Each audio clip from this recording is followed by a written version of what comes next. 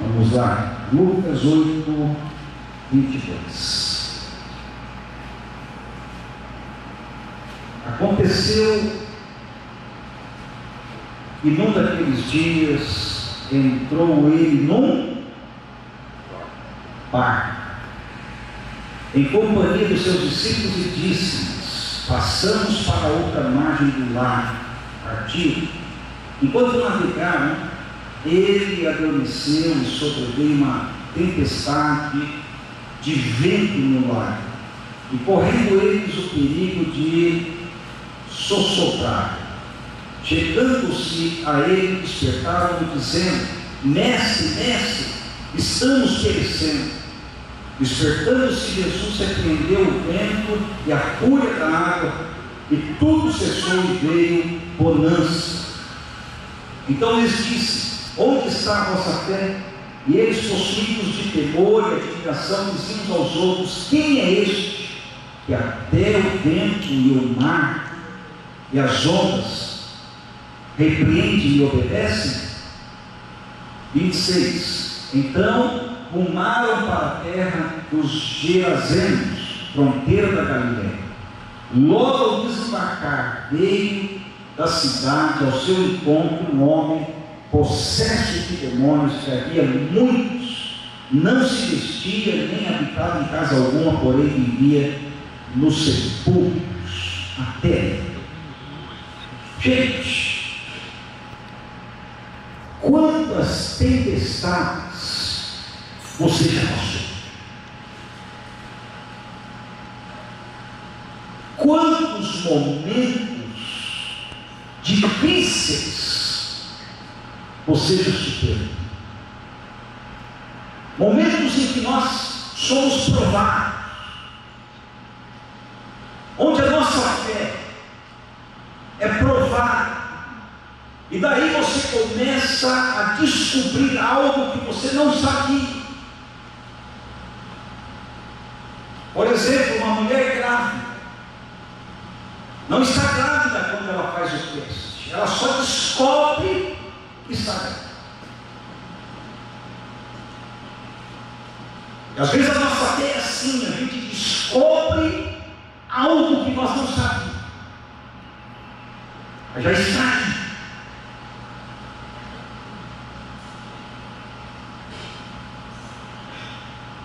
E quando eu penso nesse texto, eu penso num avivamento após a tempestade,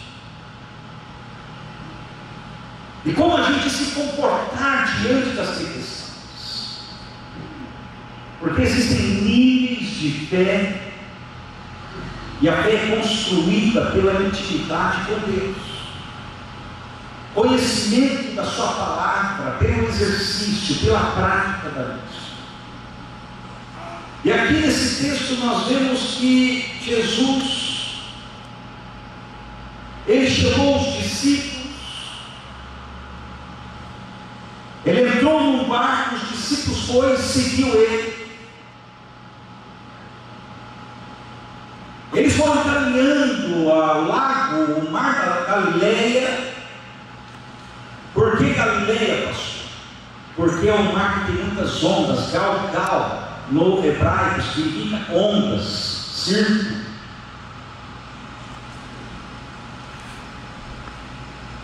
E Jesus foi apontando este mar, e no meio do mar, no meio da navegação, veio uma tempestade. Uma tempestade tão forte que até os discípulos, que eram acostumados, que eram pescadores experientes e profissionais, ficaram com medo, ficaram tão apavorados que acharam que o barco ia abrir.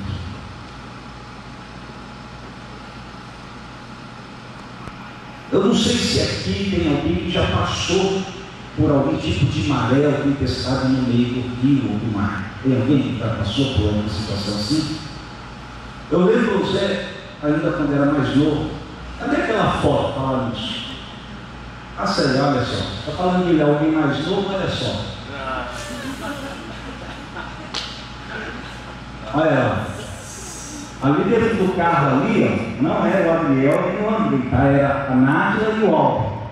Meus dois filhos, o Zé fazendo pose, bem na frente de onde?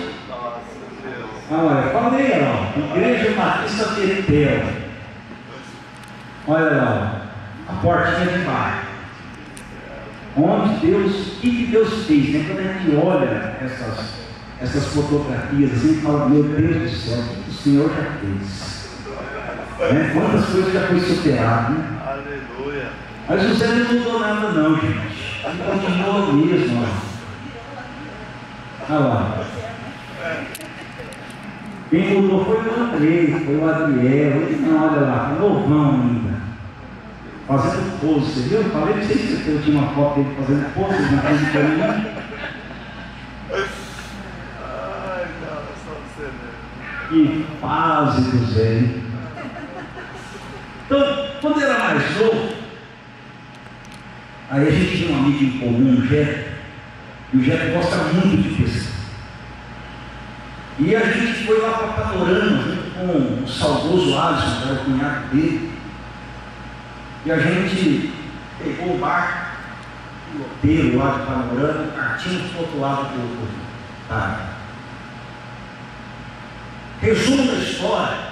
Ficamos lá pescando e tal, de repente aconteceu, o sol se pôr, aí pro lado assim, do Mato Grosso, a parte de baixo, aí começou a dar um vermelhão, o piloteiro olhou para nós falando, vamos apontar o barco. Mas por quê? Não, vai vir uma tempestade. Aí o Jeto teimoso, só ele falou, não, a Leia está me esperando, recém-casado. Eu tenho que ir embora.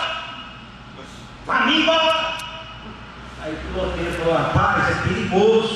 Vamos apoiar. Não, vamos. Gente, só deu tempo de embicar o barco de volta, mas estava do outro lado, na margem do Mato Grosso do Sul. Embicou. Veio a tempestade. Começou a onda a bater nesse barco. E a tempestade apertou. Tive uma tempestade que nem deu ontem. Imagina isso no meio do rio. Era onda de 2 metros, gente. Não estou brincando não. O negócio, o barco ia lá em cima, assim, ó. E ia lá embaixo do buraco. Pá, falei, agora vamos. Aí o piloteiro, para acalmar os corações, falou, olha, se entrar água dentro do barco, vocês pulam e grudam na porta do barco. Aí já ameaçamos uma série de vezes já pular. E pensa no desespero. Daí eu não sou besta. Eu dificilmente entro numa embarcação, mesmo sabendo nadar, eu entro de colete. Só estava eu de colete. Eu falei, filho, pelo menos eu estou de colete. Você acha que esse colete aqui vai resolver alguma coisa? Eu falei, pelo menos eu demoro um pouco mais para afundar.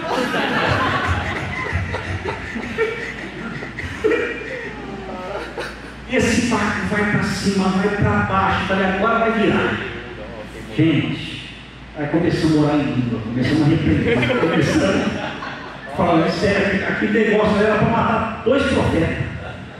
Falei, não vai embora agora não. Começamos a repreender, eu não dei essa passagem, falei, vamos repreender, é coisa do campo. Aí chegamos numa ilha, e ali a gente entramos no meio dos guapé ali, ficamos lá até a tempestade parar, para pegar uma lobó. Não pegamos peixe não, eu peguei uma lobozinha, daí na hora que nós chegamos em Panorama, aí o primeiro estava, toma esse peixe aqui, partiu para casa. Gente, é um desespero tão grande, só que não passou saco. Mas o certo é que eu quero passar aqui algumas lições de como gerar avivamento após a tempestade. A gente precisa gerar fé. Primeiro nível é a fé para seguir, é a fé de entrega, é a fé para entrar no barco. Em Mateus capítulo 8, versículo 23, na nova versão transformadora, o texto diz assim, em seguida, Jesus entrou no barco, os seus discípulos o acompanharam.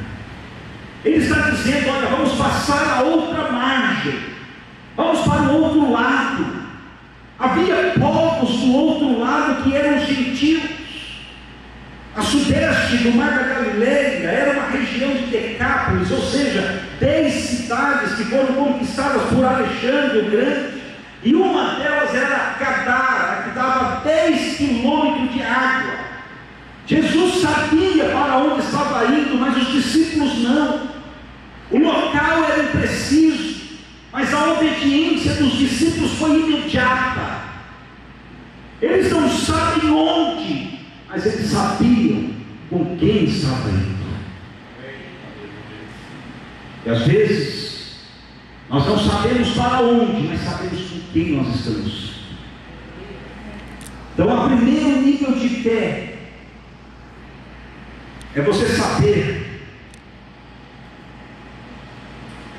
fé para seguir, fé de entrega, fé para entrar no barco certo. Meu irmão, não entra em qualquer barca, não. Tem gente que vai atrás de movimento, vai atrás de onda. Maringá não é muito diferente daqui, não.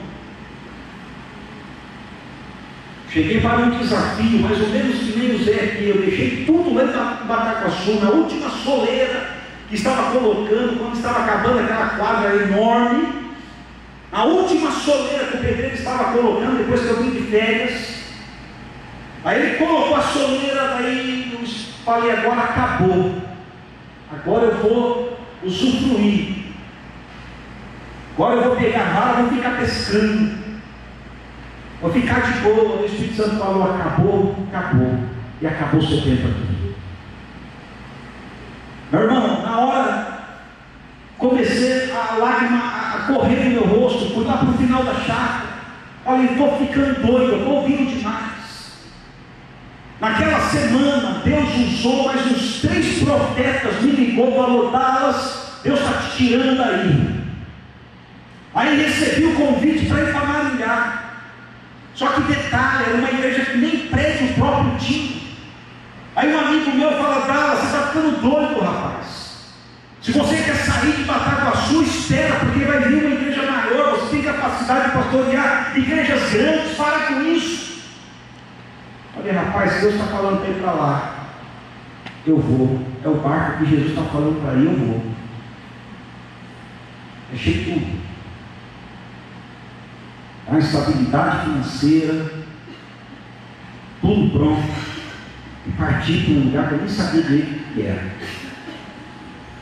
Aí você chega numa cidade maior, aí as pessoas começam a ir atrás de movimentos. Está tendo movimento lá na comunidade Y, a pessoa vai. Está tendo um cantor lá no lugar X, a pessoa vai. E começa a ir de barco em barco, e esquece o barco que Deus te colocou. Irmão, estamos aqui numa manhã para liderança. Tenha compromisso onde Deus te colocou. Entra no barco onde Jesus te colocou, querido. Porque, conforme diz o ditado da Marinha, se você ficar em 2 barcos, em 2 canoas, ao mesmo tempo, você vai ficar nem em uma nem em outra, você vai cair na água. Então, para de ficar querendo ficar um pé lá e outro cá. Firma o seu pé no barco onde Deus te colocou. Deus te colocou aqui na Betel, então fixa aqui, em nome de Jesus. Seja comprometido com aquilo que Deus te deu. E tem muita gente que fica para lá e para cá e entra em cada barco furado. Então precisamos estar no barco onde Jesus está. E eu tenho certeza que o barco está indo na direção certa. Passamos a outra margem. Não é apenas uma mudança geográfica, não é apenas uma mudança de local, não é um passeio de barco, não é um passeio de turismo. Toda vez que você vai para a outra margem, você vai encontrar resistência, você vai encontrar uma tempestade. Por quê, pastor? Porque a outra margem significa outro nível de conquista. Diga comigo, a outra margem significa outro nível de conquista. E daí nós precisamos crer que entramos no barco onde Ele está. Em Marcos 4,36, eles, deixando a multidão, levaram consigo, assim como estava no barco, havia também com eles outros barquinhos. A grande questão não é entrar em qualquer barco, mas é entrar no barco onde Jesus está, atravessar com ele. Não é ir em qualquer onda, em qualquer barco, e depois pedir para Jesus entrar. Não, é entrar no barco onde ele já está. Daí, os demônios tinham uma noção do que estava para acontecer, que Jesus ele vai em direção a Gadara, que era um território do inimigo, e daí veio o quê? O inimigo veio com a tempestade para tentar segurá-los. Essa tempestade que Jesus enfrentou não foi uma tempestade comum, foi uma tempestade gerada pelo inimigo, tentando fazer parar. Preste atenção nisso. Existem tempestades que vêm para tentar fazer a gente parar.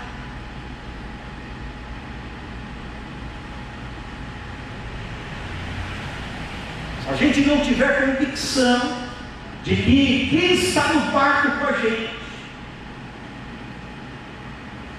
está no controle, está no governo, a gente desanima, a gente volta para trás.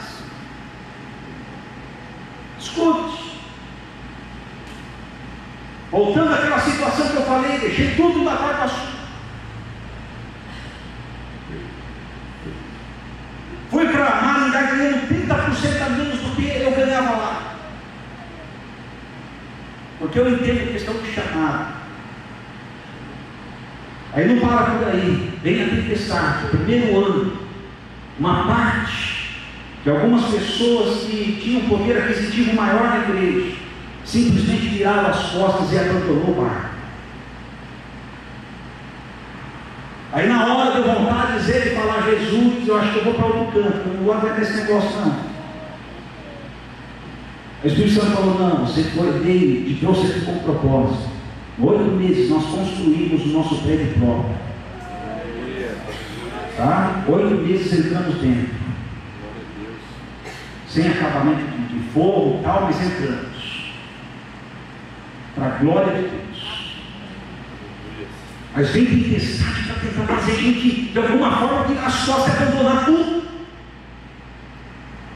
Quantos líderes, quantos pastores, que diante de uma afronta, diante de uma situação, não volta para trás.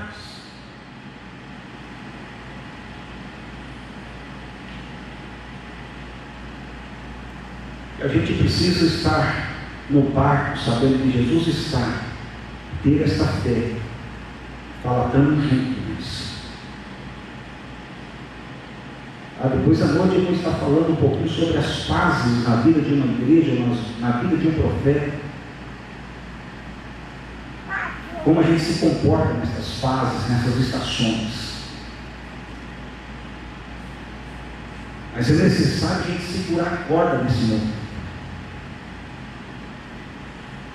Porque se a gente está num bar, a gente tem convicção de que Jesus está, nem sempre, querido, vai sinalizar só vitória, não. Jesus não falou: olha, no mundo vocês vão ter só vitória. Não, falou: no mundo tereis o quê? Aflições, mas tem de quê? Bom ânimo. Jesus não iludiu ninguém.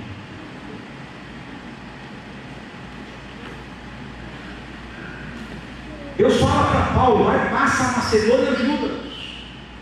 Chegou lá e passou momentos difíceis de tribulação. Então, os momentos de tribulação nos ensinam, os momentos de tempestade nos ensinam. Então a gente precisa aprender a entrar no barco que Jesus está, a entregar diante dele. Segundo, a gente precisa suportar e entender que ele está no mundo. Uma história que se dá onde temos alguns discípulos que eram pescadores profissionais, acostumados nas águas, Mas quando a tempestade entra no mar da Galileia, o vento começa a mover as águas, batia o barco, e estava Jesus dormindo, esse barco ia para um lado, ia para o outro, Jesus ali calmo. No meio da tempestade, Jesus tem um controle. Não é que ele está dormindo porque ele não está nem aí, ele tem um controle. Ele dorme. A tempestade é externa, mas não pode me causar nada interno dentro de nós. Sabe por quê? Porque Jesus está vendo tudo o que está acontecendo. Jesus está vendo o seu desespero.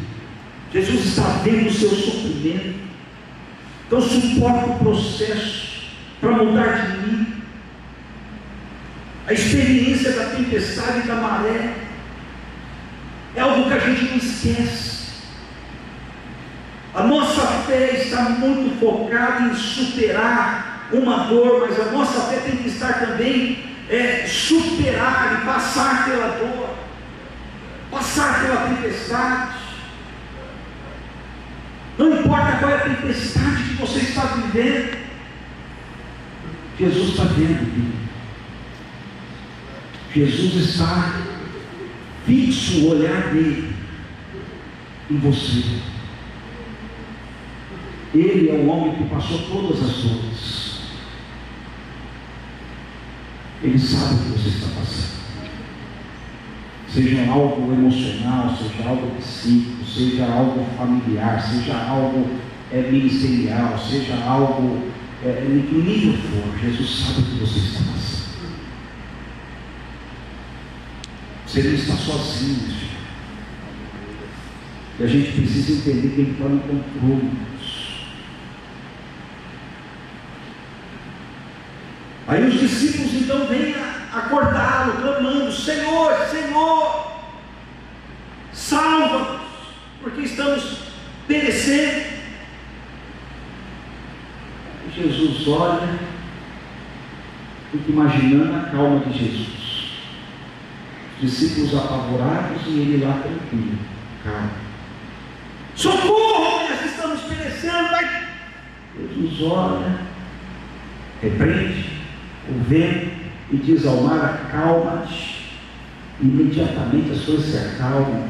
E quando Jesus ele levanta a sua voz, a tempestade dele para. Quando Jesus levanta a sua voz, o universo obedece. Quando Jesus fala, meu querido, ele muda o ambiente. Ele transforma o ambiente. Ele não nos livra da tempestade, mas no meio da tempestade ele manifesta a sua glória. É no meio da tempestade que ele manifesta um milagre. É no meio da tempestade que ele manifesta o seu poder. É no meio da tempestade que ele abre a sua boca e fala: acalma-te. E acalmou. Jesus tem poder. Ele está no controle. Diga para a pessoa que está do seu lado: Jesus está no controle. Zé, Jesus está no controle. Está no controle de tudo aqui. Aí os discípulos ficaram possuídos de terror, porque antes eles estavam com medo daquilo que estava lá fora. Após o milagre, após eles verem o que Jesus fez, eles ficam com temor de quem estava lá dentro. Aí eles exclamam: quem é este que até o mar e o vento lhe obedecem? Só se aquieta diante dele quem sabe quem ele é, porque ele se revela aos seus discípulos e eles ficam calmos. Salmo 46:10: aquietai-vos e sabei que eu sou Deus. Segundo Crônicas 32:7: sede fortes e corajosos, não temais, nem vos assusteis por causa do rei da Síria, nem por causa de toda a multidão que está com ele, porque há um conosco que é maior do que o que está com ele lá fora. Com ele está o braço de carne, mas conosco está o nosso Deus, para nos ajudar a guerrear as nossas guerras, diz o Senhor. Amém. maior é aquele que está conosco. Nosso medo é resultado da falta de conhecimento a respeito de Deus.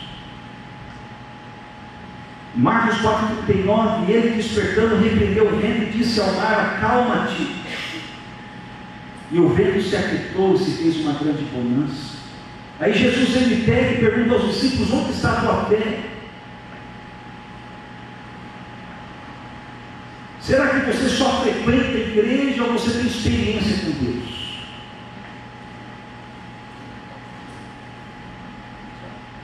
Será que somos apenas religiosos ou conhecemos de fato quem é Jesus?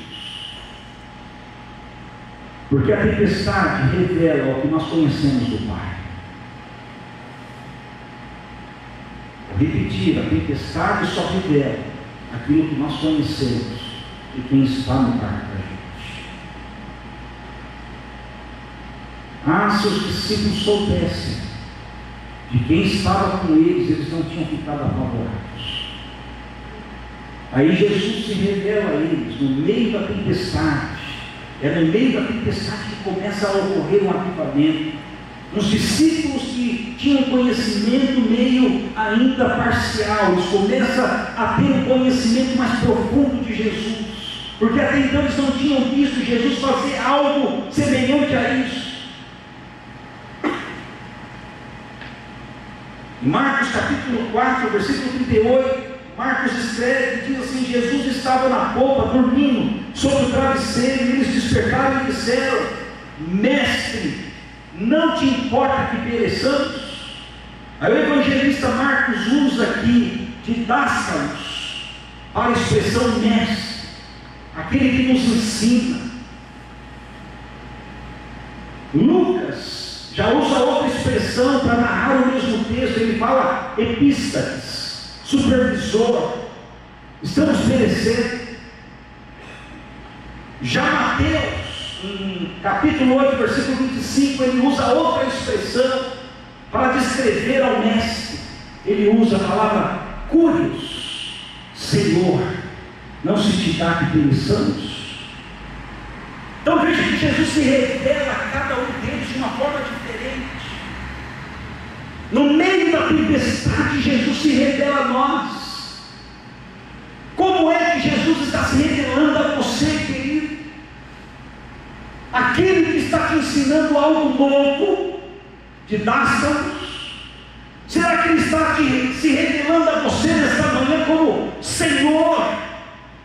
Aquele que tem o todo o poder, aquele que tem poder para transformar essa tempestade e acalmar ela na sua vida.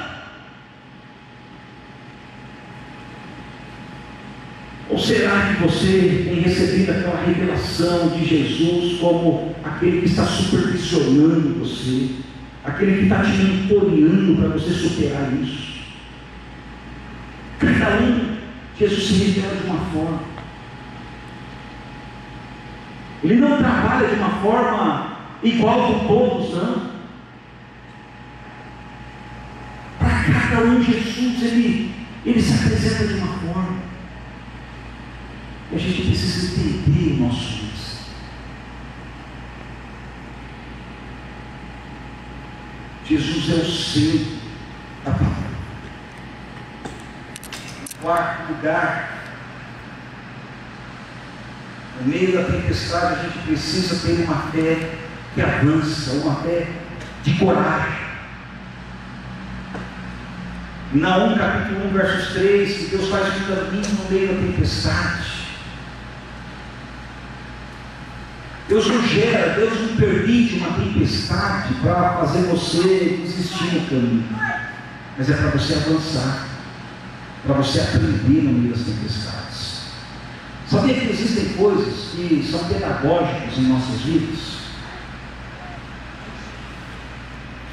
Se existe um momento que todo mundo assimila, é o momento de dor, é o momento que mais a gente aprende.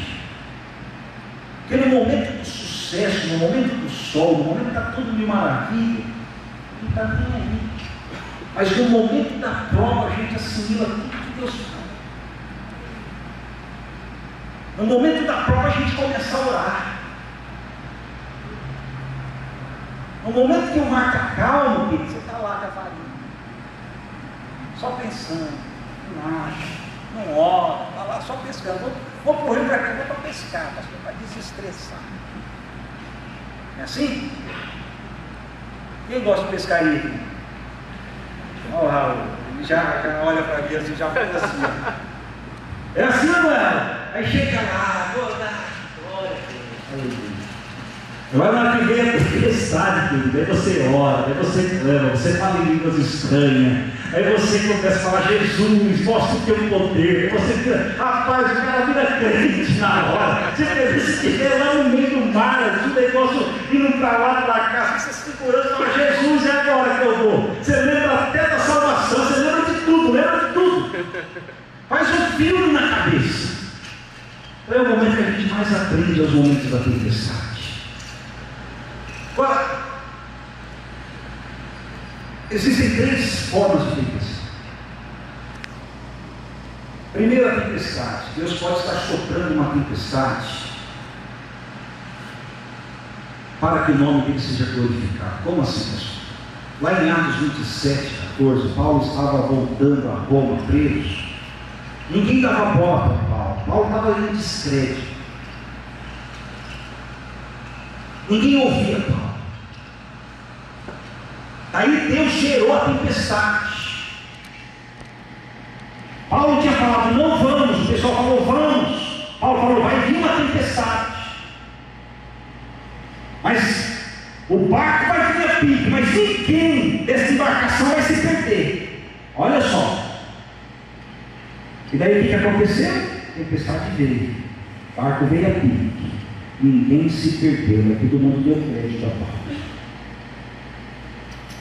Todo mundo acreditou no Deus de Paulo. Então tem tempestade que Deus gera para o nome dele se glorificar. Tem uma segunda tempestade que nós geramos. De que forma?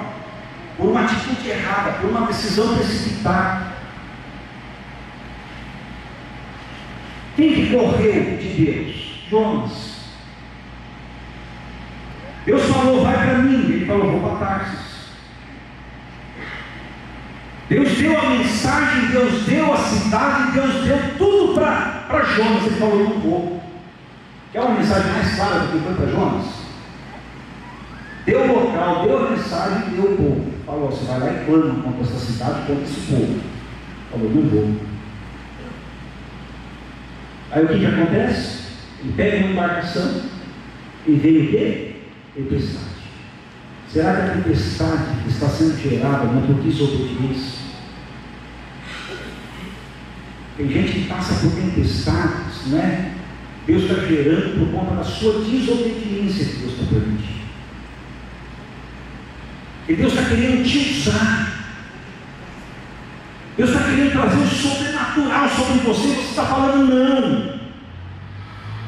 Deus está querendo aumentar o nível de intimidade. Você está falando não. Deus está falando para você, vai, seja um instrumento nas minhas mãos, prega. Você fala, não vou pregar. Quando eu falo de pregar, gente, não estou falando aqui de ter esse microfone e vir aqui não. Estou falando que você falar de Jesus para as pessoas que estão à sua volta. Quantas oportunidades a gente perde? Você fala não. Aí vem a tempestade. Porque Deus está querendo corrigir a rota. E uma terceira tempestade, essa tempestade que eu estou falando para vocês, é uma tempestade gerada pelo inimigo. E o que a gente precisa fazer? A gente precisa ter fé para avançar, fé para repreender. Jesus repreendeu o vento e a fúria do mar. Ele trata essa situação como ele tratou com demônios. Ele usa a mesma expressão em Marcos 1,25. Ele não fica conversando, ele repreende Satanás. Então, quando vem uma tempestade, você sabe que é o inimigo que está tentando te parar, querido. Não é hora de ficar conversando, não é hora de falar assim, tempestade, para por favor. Não, é hora de você levantar a cabeça de você acreditar que você é chamado e escolhido por Deus. E fala: Deus, o Senhor me chamou, o Senhor me escolheu, a autoridade do Senhor está sobre a minha vida. Satanás, em nome de Jesus, eu te repreendo. Essa tempestade, este vento, em nome de Jesus, não vai me parar. Eu vou para cima em nome de Jesus. Está entendendo? Faz sentido para vocês? Usa a autoridade de Jesus. Em Marcos 16, 18 diz, Mateus 16, 18 diz: edificarei a minha igreja, e as portas do inferno não prevalecerão contra ela. Não é uma igreja acomodada, mas é uma igreja que vai para cima. É uma igreja que arrebenta as portas do inferno. É uma igreja que resgata as pessoas que estão lá nas garras de Satanás. Não é uma igreja esperando alguém chegar aqui no culto, aqui no templo, por acaso, vindo pelo Espírito Santo. Não! É uma igreja que vai lá fora. É uma igreja que parte para onde estão as pessoas escravizadas e fala: eu vim aqui para falar de Jesus, eu vim aqui para te libertar. Querido, nós precisamos resgatar isso.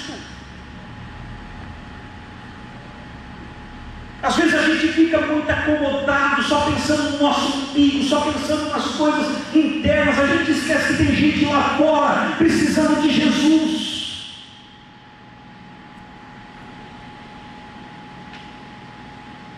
Pessoas que Satanás está ceifando a vida estão indo para o inferno. Se talvez você tivesse saído do seu sofá, tivesse saído do seu Netflix, você tinha ido lá, falado de Jesus para esta pessoa. Talvez você teve contato durante a semana, porque trabalhou com você e você não falou de Jesus. É uma igreja que arrebenta as portas do inferno. Não é uma igreja que fica lá estacionada, não. Que igreja somos nós? Nós precisamos usar a autoridade de Jesus e avançar, Deus. Avançar no meio da tempestade. Nada pode parar a igreja. Em Êxodo 14:15 diz aos filhos de Israel que marchem. Tem o obstáculo, tem a tempestade, está ali tentando te paralisar, mas marche. Existe um código em Israel chamado Kadima. Kadima é um código baseado aqui em Êxodo 14:15, marchem, avancem. Isso envolve os desafios do nosso dia a dia. O que significa a tempestade? Jesus um dia acalmou. Quem é este que até o vento do mar lhe obedece? Então o código Kadima é andar para frente, é em frente sempre, é prosseguir, é envolver com a ideia forte, é dar ideia, é dar continuidade naquilo que já foi iniciado. O único exército do mundo que não ensinou seus soldados a cumprir ordem é o exército de Israel. Eles ensinam a cumprir uma missão, porque a ordem tira a responsabilidade. Porque você só faz aquilo que mandou. Deu certo, deu errado, a responsabilidade é que mandou, não é minha. Missão não. Missão você improvisa. Você realiza o que precisa ser feito. Você executa a missão. Você assume responsabilidade. Kadima, esse código é se mover no meio da tempestade. Eles estão diante de um desafio que é além das forças deles. E daí eles dão um código. Este código está vindo a tempestade. Aí todos já estão sabendo que o exército daqui é menor do que o de lá. E nem de Senaquerib. Mas maior é aquele que está conosco, que é o Deus de Israel. Aí o general aciona: Kadima, vamos para cima com tudo que a gente tem. Vamos usar as armas que nós temos, fazer muito barulho, Porque a gente vai provocar o inimigo para que ache que nós somos maior do que eles. E daí você entra na tempestade como uma tempestade. Aí você entra revestido de autoridade. Você entra arrumando problema para aquele que causou problema para você. Porque maior é o Senhor da nossa vida. E eu quero concluir. Existe a diferença, você sabe a diferença entre o búfalo e o boi diante da tempestade? O boi corre da tempestade. Por isso que às vezes você anda no meio da tempestade, você vê aquele monte de gado, tudo na beira da cerca, correndo da tempestade.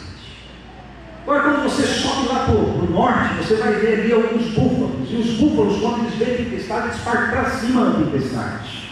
E quando você parte para cima da tempestade, querido, você encurta ela.